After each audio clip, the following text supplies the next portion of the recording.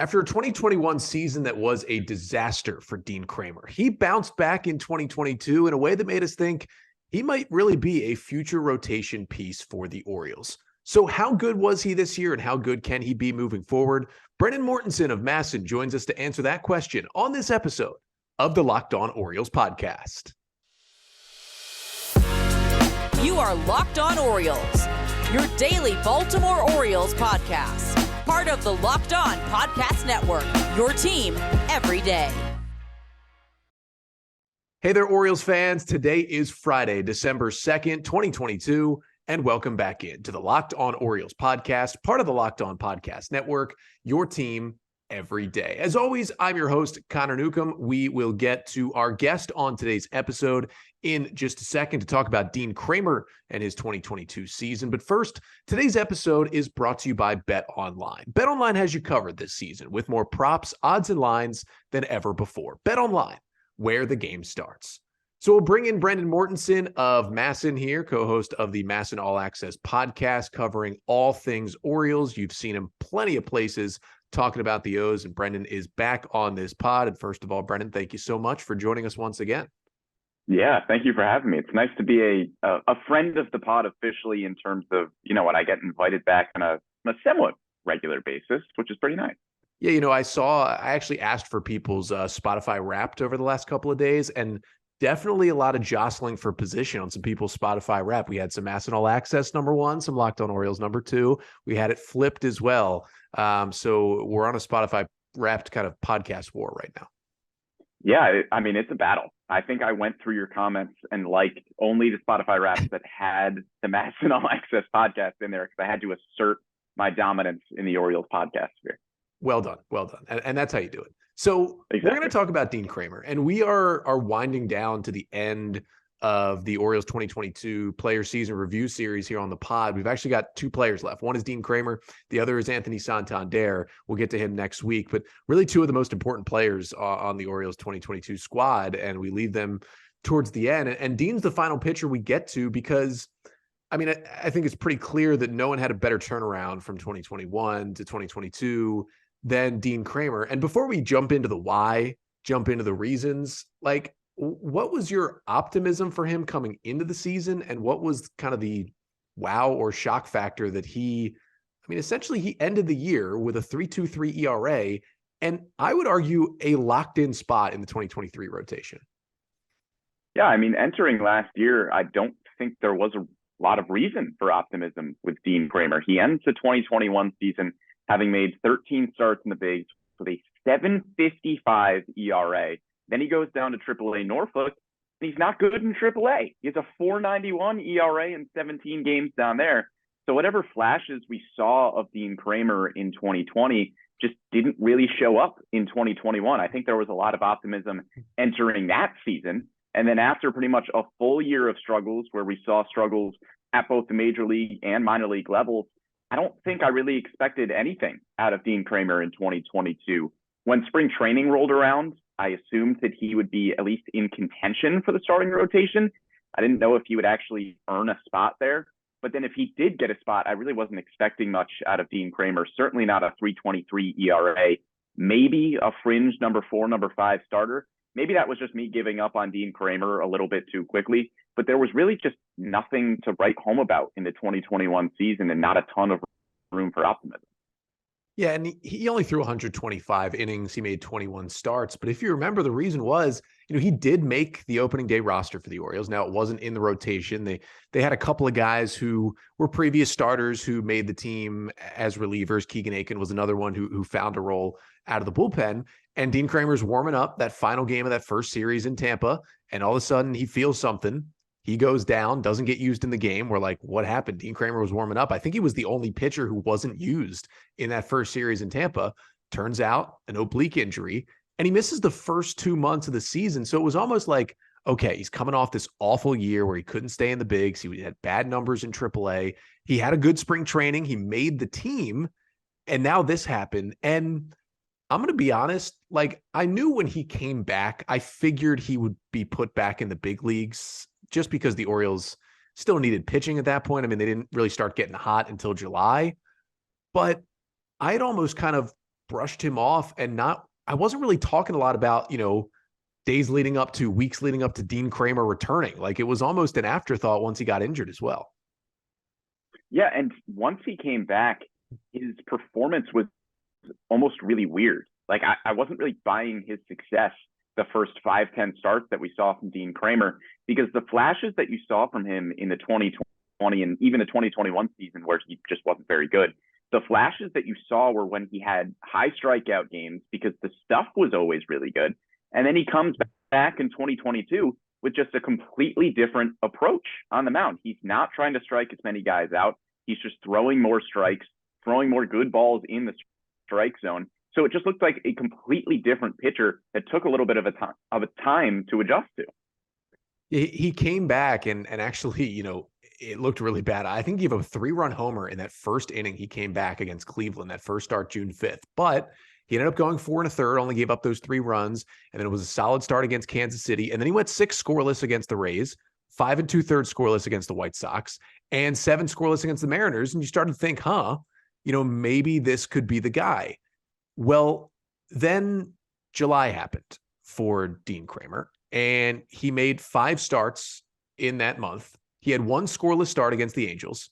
In the other 4 starts, he gave up 3, 4, 5, and 6 earned runs.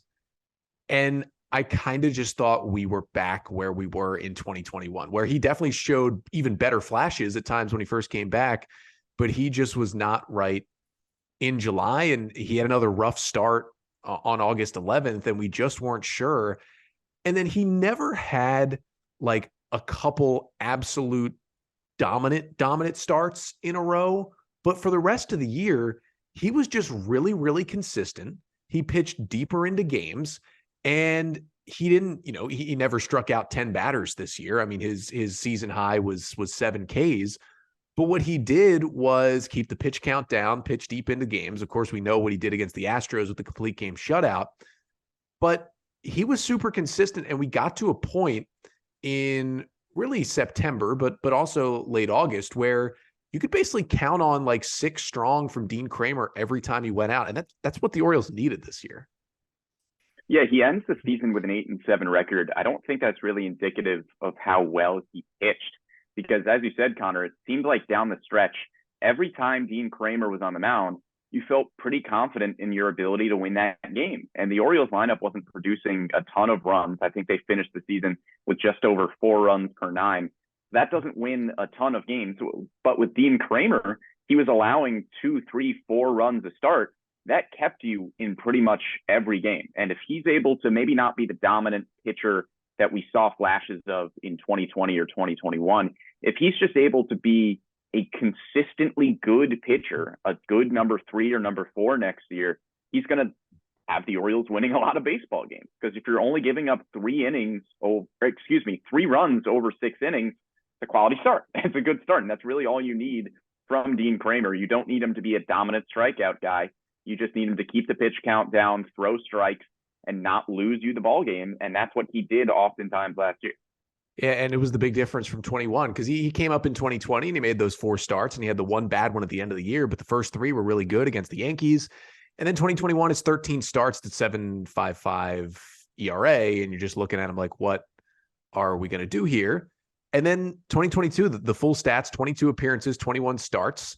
He had 125 1/3 innings pitched, a 3.23 ERA with a 3.80 FIP. Now, the strikeout numbers were a little concerning. It was only 6.3 with 2.4 walks per 9 on the season, but his fastball velocity was a little bit up. Again, he kept the runs down. And I think the number one thing we saw even pretty early in the year, even in June when he came back from the injury, that I think everyone noticed, well, this is certainly different from Dean Kremer, is that he was throwing strikes.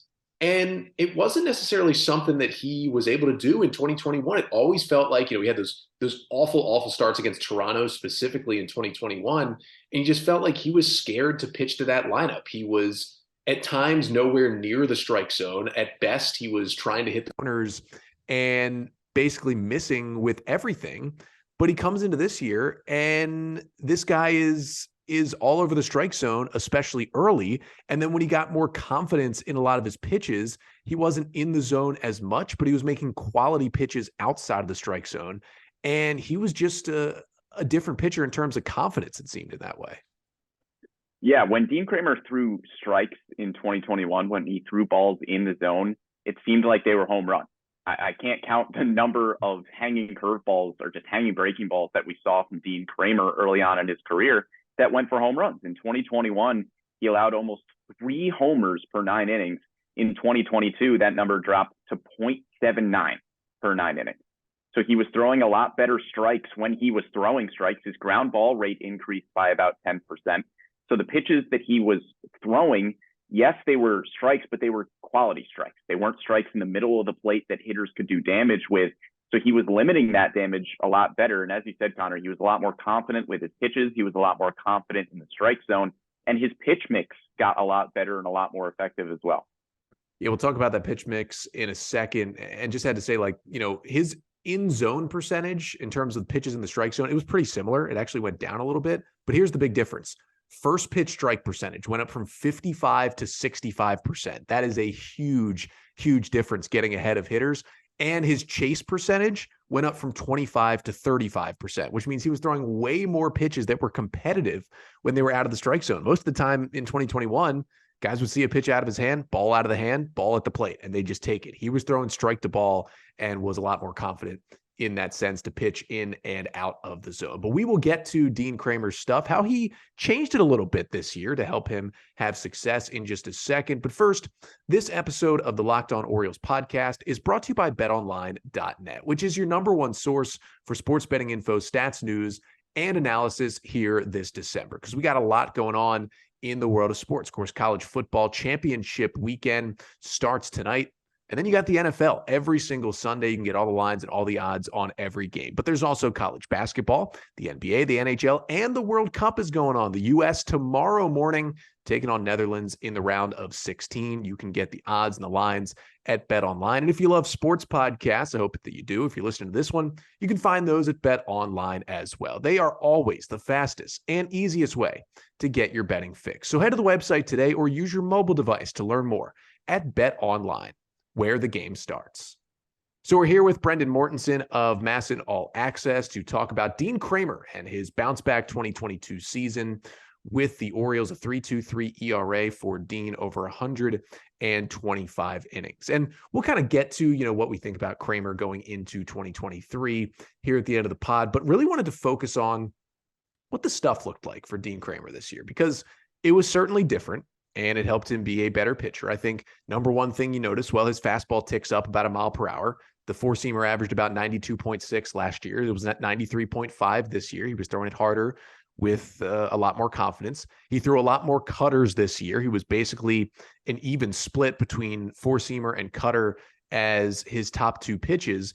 And then he also added a sinker late in the year, as Kyle Bradish did, to just have another pitch to go at right-handed hitters. So I wanted to start with the fastballs, Brendan, because the four-seamer got murdered in 2021, and then guys didn't really hit it well this year. He threw it harder. He threw it for better strikes, and then he had the cutter, and he had the sinker.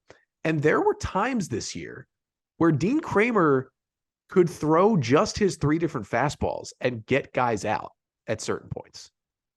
Yeah, well, it wouldn't be a starting pitcher in 2022 if they didn't have a sinker or a cutter. That's just kind of what the game has evolved into at this point, and for good reason. The sinker and cutter are 2 very effective pitches, and starting with the four-seam fastball, as you mentioned, hitters destroyed it in 2021.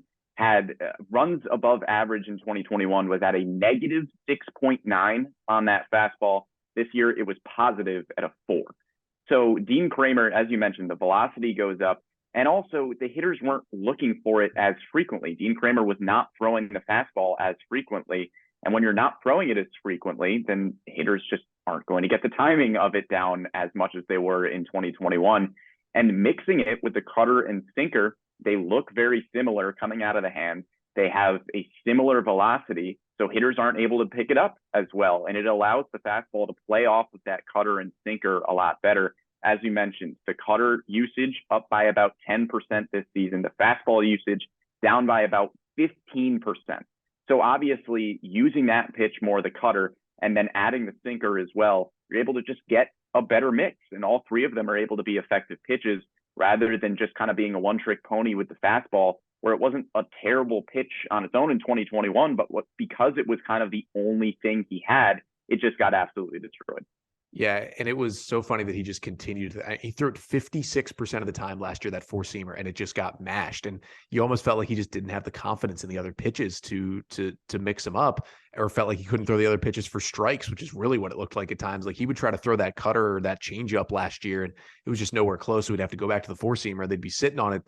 This year he had command of everything, which was big. I mean, opponents only hit 216 against the four-seamer this year after hitting 290 against it last year. And the other big thing was the sinker. And it was really interesting after Kremer threw the complete game shutout against the Astros to hear him on the MASN broadcast after the game talking with the announcers and basically talking about how, me and Kyle Bradish both added this sinker, and it basically gave him much more confidence against right-handed hitters. He threw 160 sinkers after he added that pitch at the end of the year. 152 of the 160 came against right-handed batters. It was basically a pitch to run down and in on the hands of righties and just get some ground balls. And again, guys hit 375 against the sinker. So they had some success, but it was almost a pitch where he could just mix up the look a little bit. Go sinker, then cutter. You have two different fastballs moving two different ways. And although it got hit a little bit, he didn't throw it enough to make it like this, terrible pitch that was getting him in trouble all the time. And it really, really helped his stuff. And he really keyed in on that thing when he was talking. I remember specifically after that game, talking about how much that sinker helped him throw that shutout against the Astros. And then there's the off-speed stuff, because when Dean Kremer first came up in 2020, I think a lot of people were mesmerized by that big 12-6 curveball. That's kind of the pitch they talked about a lot. It's now his number 4 pitch, and it's almost more of a get-me-over pitch now than anything else. I mean, it did have his highest whiff rate at 31%, but on a pitch that you're only throwing 12% of the time, it's not really your strikeout pitch. It's more of a, let me drop this in the zone. And the changeup this year, I think, is what really changed Dean Kremer's game. You look at 2021, he threw 74 total changeups, 7% of his pitches. This year, he threw 300 changeups. He doubled his changeup usage. Guys hit 556 against it last year. They hit just 273 against it this year. It had a pretty high whiff rate at 26% because he actually knew where the changeup was going, and it just gave him a different weapon. And again, it's not like it was dominant Felix Bautista level, but it was a pitch he had confidence in, whereas last year, he literally wouldn't throw it for stretches because he had no idea where it was going. Yeah, and the curveball and changeup, if you look at the advanced metrics on those two pitches, they weren't really great pitches. I mean, a 270 plus average against that changeup, it's an improvement from where it was in 2021. Still not a great average against. But the thing is, he doesn't need both of those pitches to be plus pitches. He needs them to be complementary. He needs them to get hitters off balance. He's not going to have 5+ pitches. If he did, he'd be one of the best pitchers in all of baseball. But now that the cutter is a good pitch, the sinker is a pretty good pitch and coming along, hopefully in this offseason, as he kind of, as you mentioned, started to implement it at the back half of last year. If he has 3+ pitches and then is able to use a changeup and curveball as his complementary off-speed stuff, even if they aren't elite pitches, that's still going to get hitters off balance. So he doesn't need those to be unbelievable to find success. He just needs the 3+ pitches and then be able to work off of those into his curveball and changeup. Yeah, and the thing about the change as well, he's still working on the exact command and where he's going to throw that pitch. But in terms of movement and vertical movement on that pitch, StatCast has it as elite vertical movement. It's got some of the most drop basically in baseball. Now, it's not Felix Bautista level, and it probably never will be, and that's okay because that Felix pitch is one of the best pitches I've ever seen. But what he's been able to do is throw it in the zone first and then be like, okay, now hitters know I can throw this in the zone. Now I can throw it started at the knees to a lefty, have it run down and away, get a swing and a miss, and finally get some left-handed batters out, which he really struggled to do in 2021. So he puts it all together. He has the 3.23 ERA. There was probably a little luck involved. He maybe wasn't that good all season, and he did have some bad starts, but he was great down the stretch for the Orioles when they needed him, as we talked about earlier. Just went out there every single time and competed and really did culminate with that complete game shutout against the Astros, as things kind of culminated for Kyle Bradish against the Astros as well. But as we look to next year for Dean Kremer, and I mentioned it at the top, he's certainly right in the mix for the Orioles rotation. And it's a hard question to answer now because the Orioles haven't dipped into free agency or dipped into the trade market yet. I think we're all in agreement they're going to bring in at least one starting pitcher, and it could be two. So if they don't bring in a starting pitcher, Dean Kremer's a stone cold lock for the rotation next year. Say they do bring in two guys, whether it's two free agents or they get one free agent, one trade guy, and they're two guys who, when they sign them, you say, yes, that guy's 100% going to be in the rotation. Would you still call Dean Kremer a lock, or do you think he still has more to do to get into that rotation? It's close. I think he is right on the edge if they bring in two starting pitchers. If they bring in one, I think he's pretty solidly in. I think Dean Kremer, Kyle Bradish, Grayson Rodriguez are probably the three that are all but locks for the starting five. I think Tyler Wells is pretty close to a lock. But if you bring in two starting pitchers, then maybe Tyler Wells is able to transition back to the bullpen. And as you mentioned, Connor, I think they bring in at least one starting pitcher for the front end of that rotation. And if that happens, I think Dean Kremer is probably your number 4 starter at that point. I think he's in the rotation. I don't know if I have super high expectations for him. I don't think he's going to have another year with a 3.23 ERA. His expected ERA last year was at a 4.46. So you could make an argument that maybe he was getting a little bit lucky with the balls in play, but he was still good. And if we see a year out of Dean Kremer in 2023 where he keeps the ERA under 4, even if it's a 3.75, that's still a really valuable arm to have in the back half of your rotation. I think he can stay in there if the Orioles bring in one veteran starter. 2, it's cutting it close. Yeah, two is interesting. And, listen, he'll be 27 in January. He's still young. He's not even arbitration eligible until after the 2024 season, not a free agent until after 2027. So the O's have him for a while. And if he's going to pitch this well, he's going to be in the rotation for a while. But again, it's been 3 good starts in 2020, a horrendous 2021, and a good season where it wasn't even a full season. Because remember, he was out for 2 months. I mean, he only made 21 starts. So we're not even looking at a 30 start, full major league season. So there's still questions. Do not get me wrong. But the way I've been kind of talking about the O's rotation going into next year is I'm figuring 2 guys are going to come in. We keep seeing, Jeff Passan wrote his article in ESPN the other day, and he mentioned, the Orioles are targeting 2 starters. We've seen Rock write about it, 2 starters. I think we all think it's going to be at least 1. And if it's 2, I still do think it'll be some sort of combo of the 2 they bring in, plus Kyle Bradish, plus Dean Kremer. And I think what they would do is probably start the year with a 6-man rotation with Grayson Rodriguez and DL Hall involved, where there's some Tyler Wells and maybe Austin Voth, if he's around, piggybacking going on.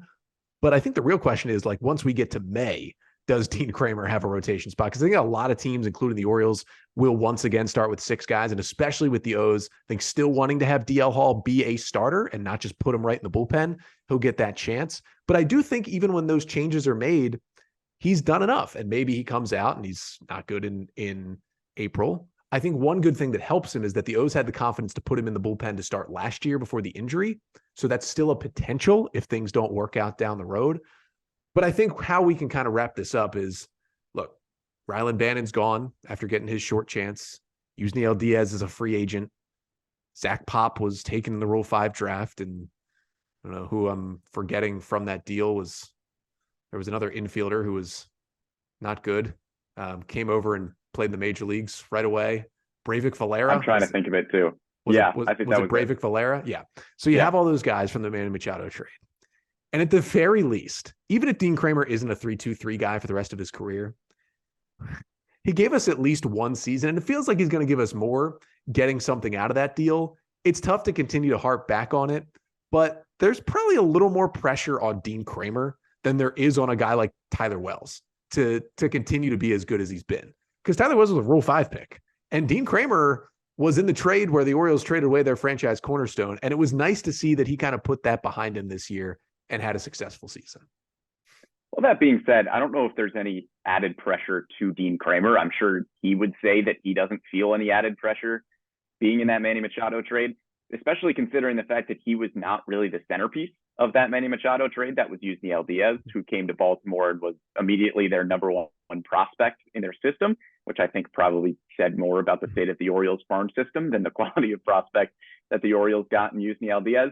But look, the Manny Machado trade happened. It may not have been the greatest return in the world, but if you end up getting a quality starting pitcher in Dean Kremer, at least you can point to something and say, hey, that was a win. You get Dean Kremer out of it, and he gives you a good 2022 season. If he gives you a solid 2023, I think you look at it as a win. I mean, prospects don't pan out a lot of the time. And if you get a quality starter out of that trade, that's a win. So I think it's already a win to have Dean Kremer have this good of a season. So let's fast forward 1 year from now. We're having the same conversation. We're recapping Dean Kremer's 2023 season. What do you think we're talking about compared to kind of how we talked about him today? I don't know if we're going to be talking about him in as high regard. You mentioned the middle of the season, and I think that's where things get really, really tricky, because if the Orioles, even if they just bring in one starter in free agency or a trade or whatever it might be, you'll have John Means joining the rotation at some point in the middle of the year, hopefully returning from Tommy John surgery. And then I think you're right on DL Hall as well. The Orioles' long-term plan for him is still to hopefully have him be a starting pitcher. Michael Elias has said that he hasn't really seen enough from Hall at this point to firmly have him in the starting five. But I think by the middle of the year, we could see DL Hall in the rotation, and Dean Kremer might just be the odd man out. Maybe he has to bump to the bullpen in a Keegan Aiken type of situation where all of a sudden he becomes a long reliever. I still think we'll see a good 2023 out of Dean Kremer. I think he just might be the odd man out of the starting rotation once we get to about halfway through the season.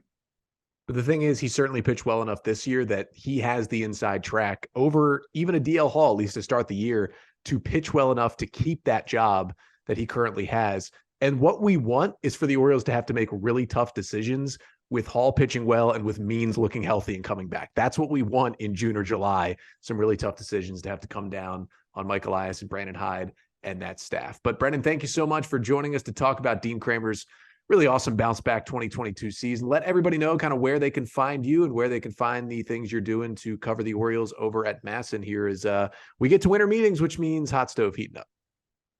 Yeah, I am at Brendan Morty on Twitter. It's my personal, and then you can follow everything I'm doing on MASN Orioles all across Twitter, Facebook, Instagram, YouTube.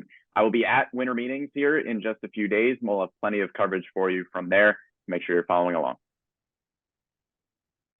So our thanks again to Brendan Mortensen of the MASN All Access podcast, covering all things Orioles over at MASN, for joining us to talk about the big-time bounce-back season for Dean Kremer in an Orioles uniform in 2022. And listen, we talked about it. He was not good in 2021, but it was much, much better this year. And we both agreed he's kind of, at least for now, got a rotation spot heading into 2023, even if the Orioles bring in one or even two starting pitchers via free agency or trade. Still think Dean pitched well enough to get that spot in the rotation, at least to start the year. But here at the end of the podcast, wanted to finish up our Steady Eddie print giveaway that we're doing. If you did not watch or listen to Tuesday's episode of the podcast, make sure and go check that one out. We had Daniel Horine on. He is the owner and the artist for the Pop Fly Pop Shop, which every week does a collaboration with a Major League Baseball star for a print that is basically comic book style on the cover, and just some beautiful, beautiful art highlighting the careers and great moments of some of Major League Baseball's best players.